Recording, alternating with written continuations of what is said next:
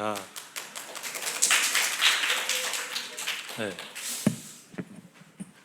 네. 내용은 좀 각 장별로 키워드별로 좀 정리를 좀 했습니다.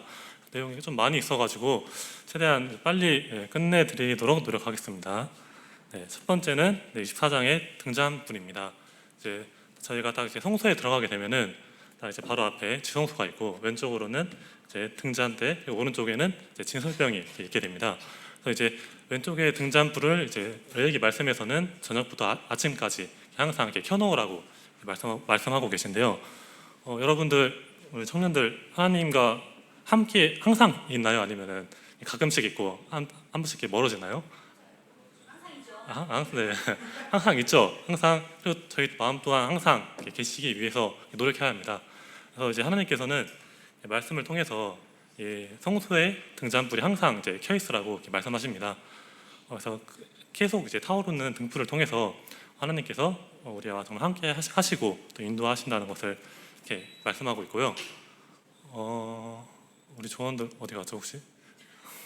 제가 준비한 게 있어가지고 그래요? 네, 천천히 할게요. 네, 맞아요. 진설병 가지러 갔어요. 네, 다음은 이제 진설병에 대한 얘기인데요. 이제 진설병은 진설이란 말이 이제 그 얼굴 앞에 있는 의미입니다. 그래서 얼굴 앞에 떡, 그러니까 하나님 앞에 드리는 이제 떡을 이렇게 상징하는데요.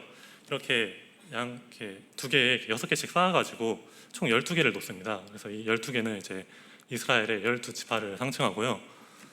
그리고 이제 그림에 보시다시피 이 12개의 진설병 위에는 이렇게 향이 있습니다. 네, 저기 오네요. 네, 가지고 오시면 됩니다.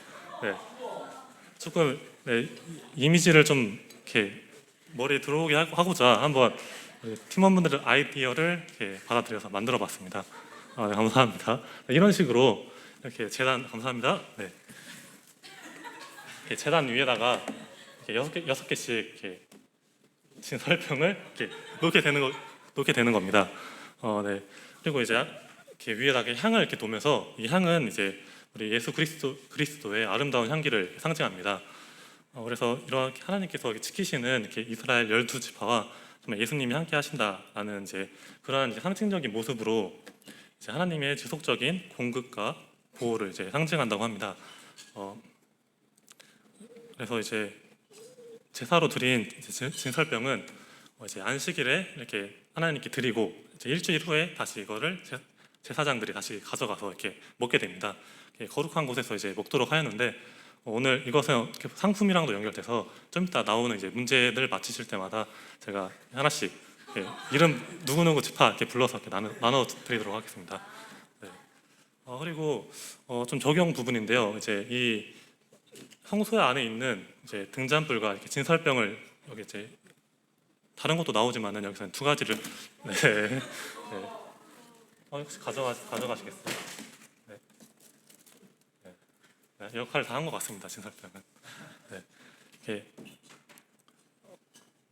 이렇게 상징적인 이렇게 물건들이 존재하는데 성소에는 이제 맥켄토시 이제 저희가 해설을 봤을 때 이런 것들이 정말 저희가 봤을 때 막연히 그냥 진설병은 진설병이고 뭐 등잔불은 등잔불이다 이렇게 막연히 이렇게 생각하는 게 아니라 저희가 정말 이 물건들이 상징하고 있는 의미를 저희가 정말 항상 상기시키고 이렇게 묵상함으로써 저희가 이 의미를 항상 이렇게 상기시키기 위해서 이렇게 말씀하고 계신 거잖아요. 그래서 이것을 저희가 현대에 어떤 부분에 적용할 수 있을까 생각해봤는데 저희 좀 예배 시간이 떠오르더라고요. 그래서 저희가 예배 시간에 앞에 놓인 떡과 잔을 보면서 떡은 떡이고 뭐 잔은 잔이로다 이렇게 생각하는 것이 아니라 정말 이 떡과 잔이 의미하는 우리 예수 그리스도의 또 육신과 또 그런 피를 상징한다는 것을 정말 이렇게 이렇게 항상 상기시키고 그런 말씀을 좀 또 기억해야 한다는 것을 레위기 말씀을 통해서 생각해 볼 수 있었습니다. 네, 다음은 하나님의 성호입니다. 이제 성호는 좀 거룩하신 이름을 이제 읽었는데요. 레위기 24장 이제 후반부에는 하나님의 이제 이름을 모욕하고 저주하는 이제 내용이 나옵니다. 그래서 이스라엘 여인의 아들과 또 이제 그 아들의 이제 아버지는 이제 이방 사람인데요. 이 아들이 이제 그 하나님의 이름을 저주하고 이렇게 모욕하는 이제 일이 생깁니다. 이제 그것을 본 이제 이스라엘 사람들이 그를 잡아다가 어떻게 처벌해야 하냐 이제 모세에게 묻고, 이제 모세는 다시 또 이제 하나님께 물음으로써 어떻게 해야 하냐, 하나님께서는 이제 그를 잡아다가 진영 밖으로 보내서 그의 머리에 손을 올리고 돌로 쳐서 죽이라고 합니다. 그래서 그 이제 이 이스라엘 여인의 아들은 이제 돌로 쳐 죽임을 당하게 되는데요. 이제 하나님의 이제 이름의 거룩함의 중요성을 좀 생각해 보면은 이 모독 사건 바로 뒤에 어떤 내용이 나오냐면은 이제 사람을 죽인 자는 또 그 목숨으로 갚고, 또 짐승을 죽인 자는 짐승으로 갚아야 한다. 그러니까 눈에는 눈, 이에는 이, 이런 말씀이 나오는데, 이제 앞에서 보신 이제 이 신성 모독 사건을 통해서 이 사람은 이제 목숨을 잃게 되잖아요. 그러한 점으로 봤을 때 우리가 하나님 이름을 정말 저주하고 모욕하는 것이 정말 내 생명을 이제 내놓아야 하는 그러한 이제 좀 그 정도의 이제 가치로 중요한 일임을 생각할 수 있습니다. 그래서 저희 이렇게 청년들, 이렇게 성도님들은 하나님의 이름을 이렇게 망령되게 부르시는 분은 안 계시지만은, 저희가 좀 세상 밖으로 좀만 나가도 정말 하나님의 이름을 쉽게 얘기하고 저주하는 자들을 많이 볼 수 있잖아요. 그러한 자들이 정말 그냥 단순히 그것에서 끝나는 것이 아니라 정말 나중에 그들의 생명으로 반드시 갖게 될 것이라는 또 이렇게 묵상을 할 수 있었습니다. 네, 첫 번째 문제 나갑니다. 네, 문제 초성의 의미를 맞추시오. 네, 이건 좀 어려운 문제여가지고 제가 도넛 3개 걸고 하겠습니다. 네. 아시겠나요? 네, 시원 형제님. 네, 어떤가요? 감기? 네, 틀렸습니다. 네, 정혁 먼저 하실래요?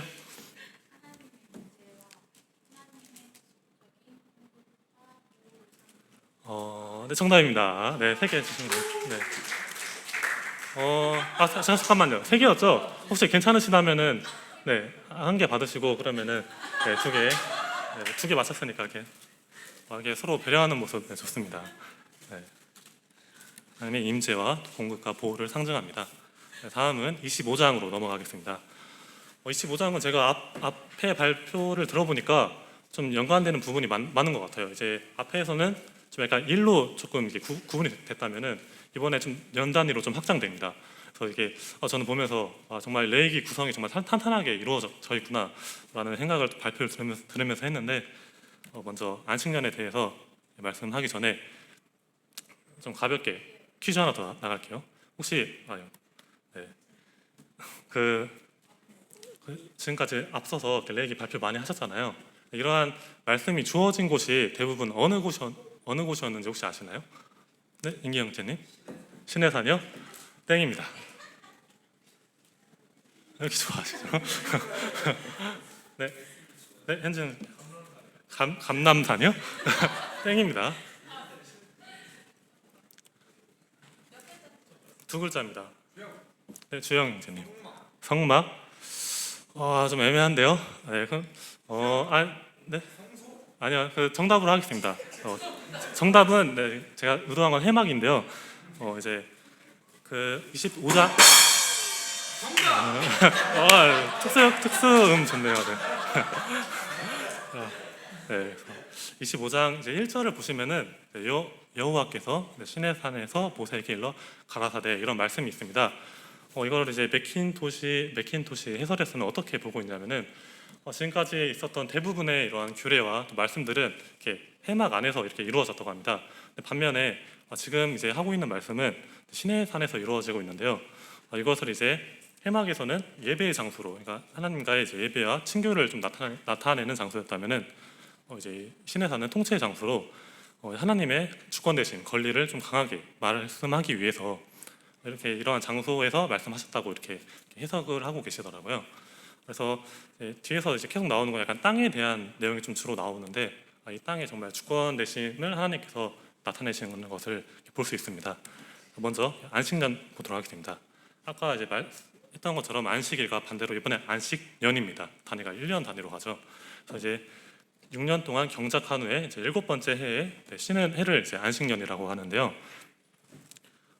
이제 그 안식년 동안에 이제 저희 일을 안 하게 되면은 저희가 좀 약간 수확물을 얻지 못한다는 좀 불안감이 생길 수 있잖아요. 근데 하나님께서는 그 안식년에도 저희가 그 음식에 대한 부족함이 없도록 3년 동안이나 먹을 양식을 이렇게 6번째 해에 주신다고 이렇게 말씀하고 계십니다. 근데 이제 제가 봤을 때 이런 좀 의구심이 들더라고요. 제가 상식적으로 생각했을 때 이 땅이라는 것이 좀 이렇게 오랫동안 경작할수록 되게 영양분이 이렇게 줄어들고 오히려 더 많이 얻지 못할 것인데 오히려 이 첫째 년이 아닌 6번째 년에 이렇게 더 양식을 주시겠다 이렇게 말씀하셨는데 이제 이스라엘 이렇게 이제 이런 안식년을 겪으면서 이스라엘 사람들은 어떤 것을 배웠겠느냐를 말씀드리면은 이제 하나님께 의존하며 믿음과 신뢰를 쌓는 것을 이제 배웠을 것입니다. 이제 처음에는 뭐 이렇게 의구심이 이렇게 들었을 수도 있겠죠. 근데 이제 안식년을 이렇게 겪을수록 하나님께서 정말 채워주시는구나, 다음 연도에도 또 채워주시는구나, 이러한 경험을 또 통해서 하나님과의 또 신뢰를 배우고 또 하나님을 의존하고 또 믿을 수 있는 또 그런 관계를 또 만들어 갔을 것입니다. 또 그리고 안식년에는 이제 일을 하지 않고 쉬잖아요. 그 쉬는 동안에 단순히 그냥 쉬기만 하고 끝나는 게 아니라 하나님의 관계를 회복하고 다시 우리의 또 영적인 그러한 상태를 점검하고 또 재충전하는 또 시기가 또 될 수 있다고 말을 하고 있습니다. 네, 다음으로는 희년입니다. 이것도 앞선 좀 절기와 비슷하게 이제 희년은 7번의 안식년 후에 50제를 이제 희년으로 정한다고 합니다. 여기서 또 스몰 퀴즈 나가겠습니다. 이 희자는 무슨 희자일까요? 임기영재님? 즐거울 희자 땡입니다. 되게 좋은 날이에요, 이날. 한번 찍어보세요.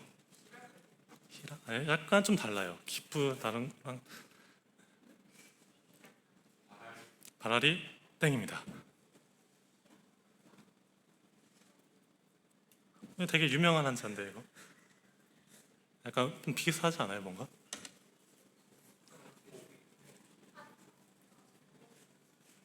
손 들고 말씀해 주세요. 네, 복희입니다. 네, 정답입니다. 시원님 받아가지고 또 나눠주세요. 받아서. 네. 이제 이 희는 복희로 이제 복된 날을 이렇게 말합니다. 그래서 이 해에는 이제 이 희전이 되면은 이제 희생 제물에 피가 흘렸을 때 나팔 소리가 울리게 됩니다.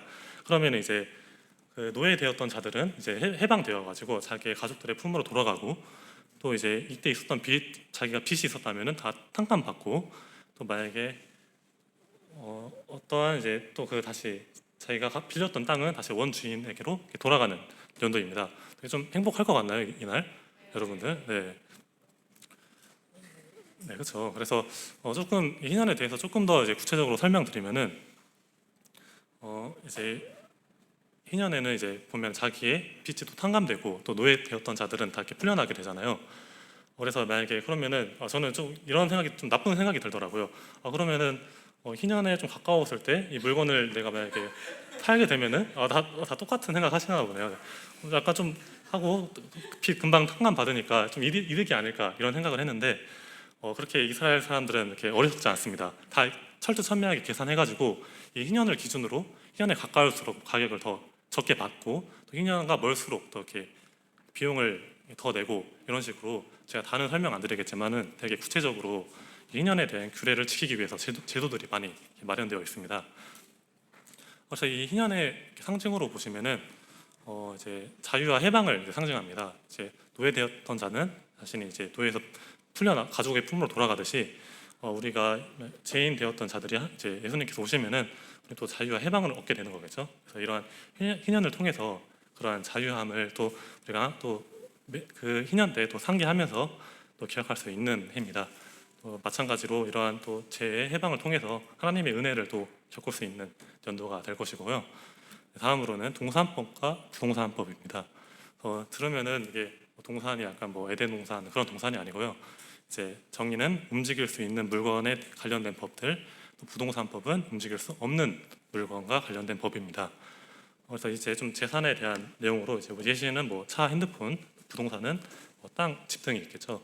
그래서 이러한 것들을 이제 말씀하시면서 정말 땅은 하나님의 소유이고 또 모든 물건이 하나님의 이제 주권 안에 들어간다라는 이제 그러한 말들을 하고 있는데 이러한 이제 좀 제도적인 것을 보면서 좀 의문점이 현재는 이제 어떻게 하고 있을까 좀 의문점이 들어가지고 찾아보니까 현재 이스라엘은 이제 나라가 93% 정도의 이제 땅을 소유하고 있다고 하더라고요.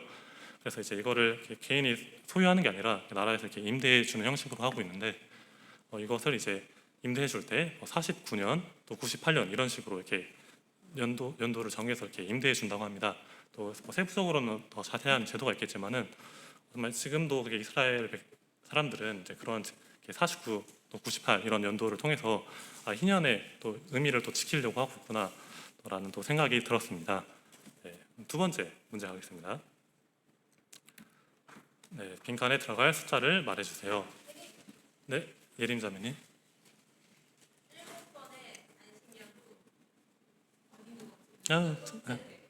10번째요? 8번째요? 땡입니다. 다시 네, 정은 자매님. 네, 50번째 정답입니다. 네, 박수.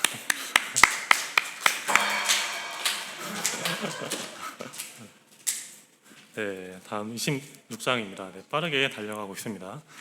네, 26장은 이제 순종과 불순종, 회개를 통한 회복을 이제 말씀하고 계신데 지금까지 여러분들이 이렇게 하신 내용이잖아요.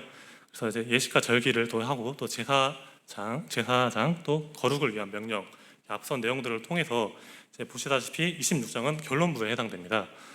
그래서 지금까지 저희가 배웠던 이러한 규례들과 말씀들을 이제 지켰을 때와 못 지켰을 때 이러한 좀 대가들에 대해서 이렇게 말씀하고 계신데요. 그래서 이제 레위기 26장을 보신 분들은 아시겠지만은 대부분 이제 문장 구조가 순종의 경우 너희가 내 규례와 계명을 준행하면은 내가 너희를 뭐뭐하리라 이런 식으로 이렇게 이루어지고 있는데요. 예를 들어서 평화를 주리라, 또 풍년을 주리라, 그리고 번성 창대하게 하리라 라는 이제 말씀을 통해서 정말 이 풍년은 어느 정도나 이제 풍년을 주냐라고 하는 말씀을 찾아보면은 제 지난해 곡식을 다 못 먹은 채 또 새 곡식을 저장하기 위해서 곡식 지금 있던 것을 퍼내할 정도로 주신다고 하셨고요. 또 포도 농사에 같은 경우에는 포도를 다 못 따가지고 다음 또 수확물을 얻기까지 계속 포도를 이렇게 딸 정도로 이렇게 하나님의 말씀을 순종했을 때 정말 하나님께서 이러한 대가 보상을 주신다는 것을 또 말씀하고 계십니다. 또 두 번째는 이제 불순종의 대가인데요. 이제 문장 구조는 그러나 너희가 내 규례와 계명을 어기면 내가 너희를 뭐뭐하리라 이런 식으로 주로 이루어져 있습니다.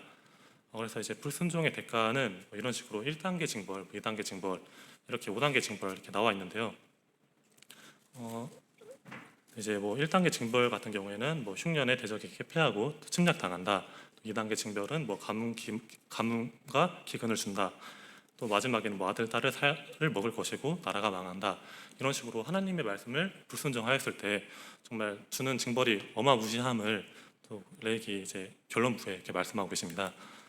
그래서 이것을 이제 보면은 1단계에서 다음 단계로 넘어갈 때마다 이렇게 7배나 더 징벌을 줄 것이다라고 이제 말씀하고 있는데요.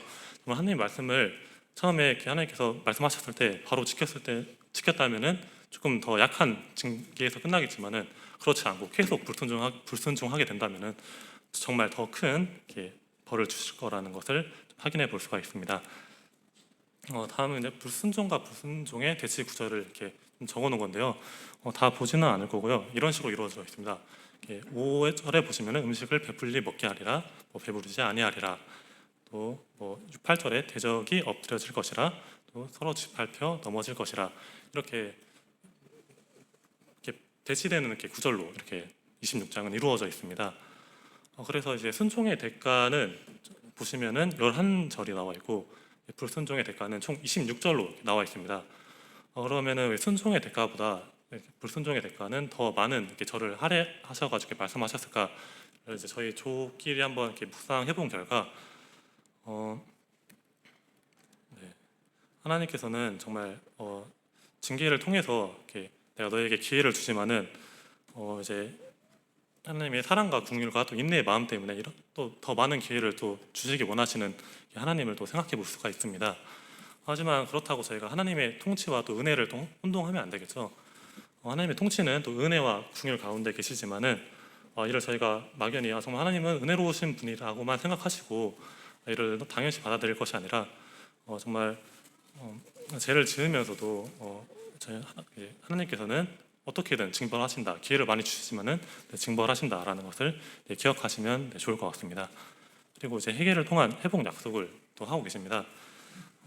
이제 창세기 말씀과 이렇게 앞선 말씀들을 통해서 하나님께서는 징계하시지만은 이스라엘을 회복시키실 것이다라는 말씀을 이렇게 지키시는 것을 저희가 또 볼 수 있고요. 네, 이거는 이제 베킨토시 말씀을 인용한 건데요.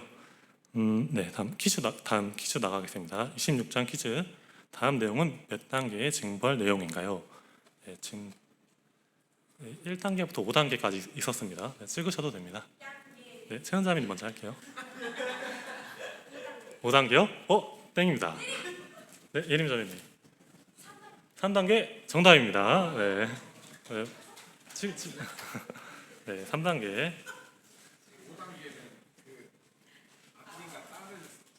네, 살을 먹인다 그런 말씀이 있고요. 네, 마지막입니다. 네, 빨리 끝내드릴게요. 서원법 11조에 대해서 말씀드리겠습니다.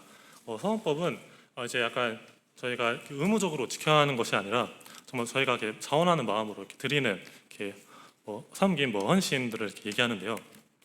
서원의 종류로는 이렇게 네 가지가 이렇게 나오고 있습니다. 일단 네 가지로 이렇게 정리해 보았는데요. 사람, 짐승, 가옥, 토지 이렇게 나오고 있습니다. 그래서 서원할 때 이렇게 좀 어느 정도로 할지 정해져 있는데요. 어린 아이 3세겔부터 성인 남자 50세겔까지 50세겔이라 하면은 약간 현재 원 가치로 따졌을 때 약간 2천만 원 정도 되는 돈이라고 하더라고요.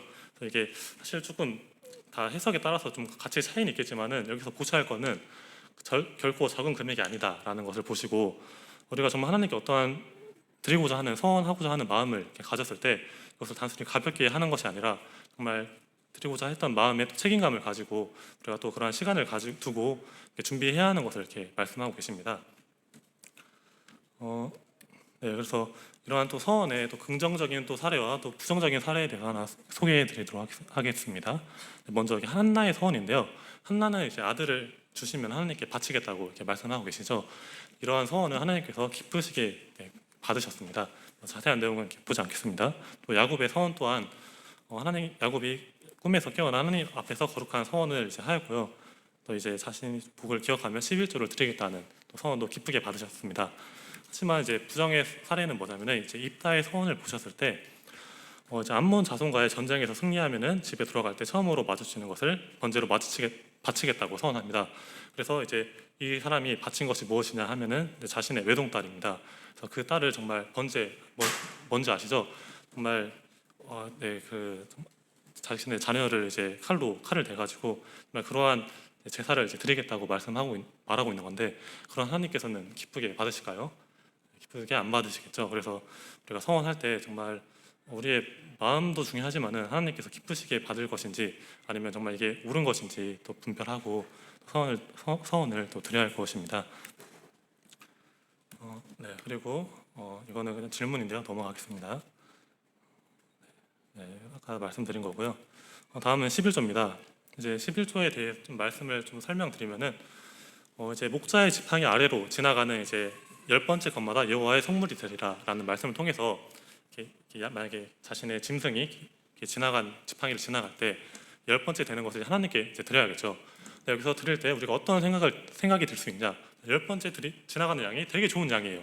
되게 막 우월하고 이 양은 꼭 종자를 남겨야 돼 이런 양이 들면은 우리 마음이 어떤 마음이 들까요? 아깝죠. 그래서 잠깐 빼고 뒤에 거랑 좀 바꿔치기 할 수 있는 마음도 생길 수 있는데요.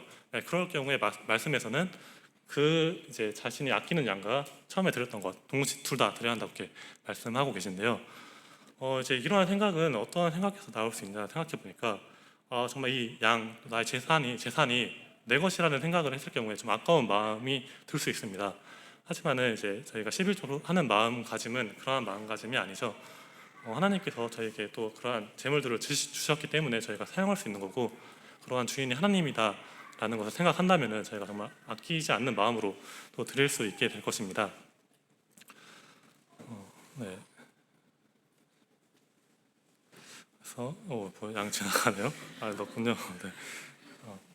이렇게 그래서 좀 약간 좀 어떤 11조 어떤 자신이 어떤 것을 하나님께 드릴 때 내가 이것을 아끼고자 한다면 하나님께서 기뻐하시지 않겠죠. 그래서 재산은 사실 원래 뭐 내가 내 거라고 생각해도 내 것이 아니고 이제 하나님의 것이기 때문에 하나님께서는 오히려 더 재물을 더 이렇게 가져가실 수 있을 것입니다. 하지만은 뭐 하나님께서 내가 이것을 하나님의 것이라고 인정하고 하나님께 드린다고 하면은 하나님께서는 또 그 마음을 또 기쁘게 보시고 더 부하게 만들어 주시지 않을까 이런 좀 생각이 또 들었습니다. 네. 하여튼 네, 마지막으로 또 문제 하고 마치겠습니다. 다음 중 소원의 종류가 아닌 것은 무엇일까요? 네, 최은자매님 확실합니까? 네, 정답입니다. 네, 3번 의복. 네, 마지막으로 네, 레이기 전체 마지막이다 보니까 좀 전체 교훈을 저희 좀 족끼리 나눠봤습니다. 저희는 이렇게 레이기 말씀을 통해서 정말 저희가 또 거룩하신 하나님 앞에 나아갈 수 있도록 또 거룩해지는 또 삶의 방식들을 배우면서 또 하나님과의 올바른 관계를 또 유지하는데 또 교훈을 좀 얻지 않았나 또 이러한 좀 생각을 하고 발표를 마치겠습니다. 네, 감사합니다.